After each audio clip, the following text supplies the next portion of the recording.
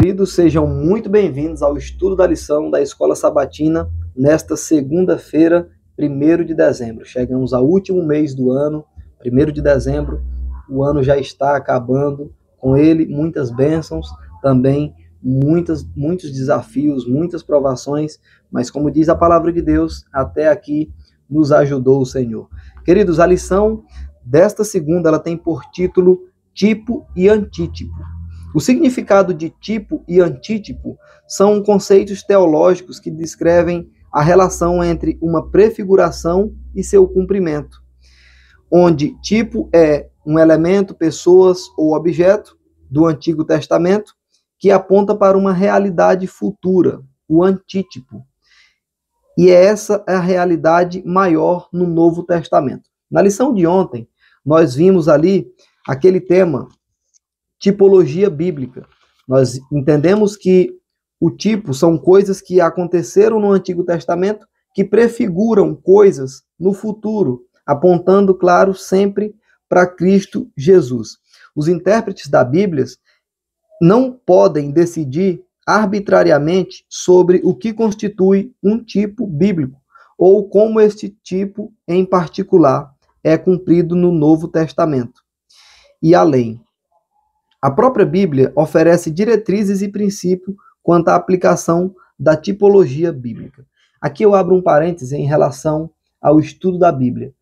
A Bíblia, ela diz exatamente o que tem que ser dito, não aquilo que eu acho que deve ser dito. É por isso que os autores, eles não podiam decidir arbitrariamente sobre o que constitui cada tipo, ou seja, cada coisa que aconteceu no passado. É por isso que o profeta Isaías diz, lá no seu livro, no capítulo 28, versículo 10, diz que ao estudar a Bíblia deve ser um pouquinho aqui e um pouquinho ali.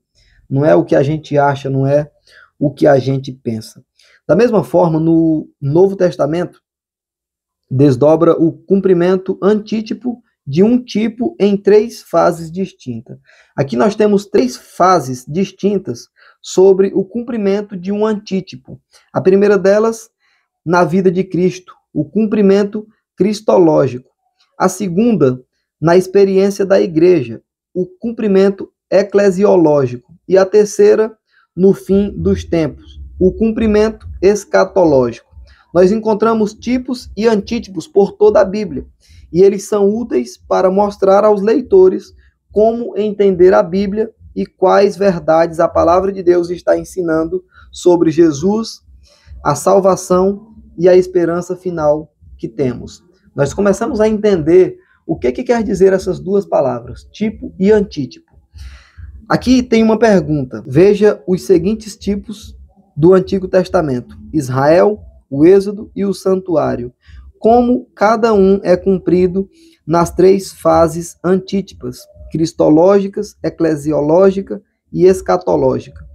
Aqui nós vemos a fase cristológica. A fase cristológica nada mais é do que o período na história da teologia cristã, onde a principal questão em debate é a natureza e a pessoa de Cristo. O próprio nome já diz, cristológica. Então, essa palavra ela está relacionada a um período da história da teologia cristã, onde o principal debate, onde a principal questão estava em torno da natureza da pessoa de Jesus Cristo. A segunda fase, a fase eclesiástica, é o desenvolvimento da história, da doutrina da igreja, todo assunto doutrinário, assuntos relacionados à redenção, à salvação. Essa é a fase eclesiológica. E a terceira fase é a fase escatológica. E nós sabemos que esse nome, ele se refere ao estudo sobre o tempo do fim, o tempo sobre o qual nós estamos vivendo, de acordo com as Escrituras. Visto que a Escritura possui um único e divino autor, as diversas partes dela se harmonizam uma com as outras. Todas as doutrinas da Bíblia são coerentes entre si. Interpretações de passagens isoladas devem estar em harmonia com a totalidade do que a Escritura ensina sobre o assunto. Queridos, e aqui é onde nós entendemos o grande perigo de usar textos isolados da Bíblia. É por isso que, mais uma vez, eu dou ênfase ao que diz em Isaías capítulo 28, versículo 10. Um pouquinho aqui e um pouquinho ali. Existem pessoas que pegam textos isolados para usarem somente sobre aquilo que lhe satisfaz, somente por aquilo que lhe convém. E a Bíblia não deve ser lida desta forma. A Bíblia deve ser lida de maneira em que você compreenda o que de fato o autor quis dizer naquele texto. Pegar textos isolados e mostrar para alguém, fazendo referência a algo sobre aquilo que Deus não falou, ou aquilo que Deus não pediu, não aconselhou, é um perigo. E existem milhares de pessoas que estão fazendo isso por aí afora, lendo a Bíblia ao seu bel prazer, fazendo apenas interpretações que lhe convêm. E esse é um alerta, é um perigo. Nós devemos ler a Bíblia, fazer a meditação sobre os textos, no que eles dizem na íntegra. Queridos, esta é a lição desta segunda-feira, 1º de dezembro. Que Deus em Cristo Jesus nos abençoe.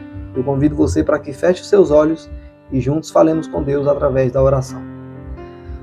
Santo e eterno Deus, Senhor, muito obrigado pelos momentos que aqui passamos, meditando na Tua Palavra, que sejamos capazes de nos aprofundar diariamente no estudo da mesma. Abençoa nossos ouvintes, nossos telespectadores, em nome de Jesus. Amém.